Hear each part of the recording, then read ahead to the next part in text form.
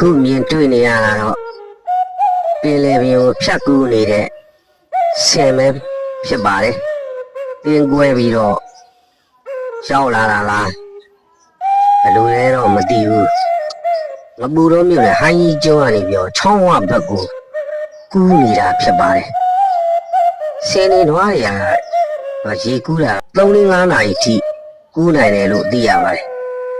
ဒီဟာတော့ဆင်လူပြိုပေါက်ခေါ်မလားမသိဘူးအဲ့ရွှေတော့ပေါ့အကြီးလည်းမဟုတ်ဘူးအသေးလည်းမဟုတ်ကိုကဟန်ကြီးကျွန်းကနေပြီးတော့ချောင်းဝဘက်ကိုကူးနေတာဖြစ်ပါတယ်ဒါကတော့မြင်တဲ့ဆက်လေးသမားတွေကနေပြီးတော့ကိုကြီးကဲဆယ်ဖို့ပေးရနေပြီးတော့ဝင်းရံလိုက်မှဆောင်ရနေတာဖြစ်ပါတယ်ချောင်းဝဘက်ကန်းကိုတင်ပြီးမှဖြစ်ပါတယ်ကြည့်ရတဲ့ပုံစံတော့အုပ်စုကွဲပြီးတော့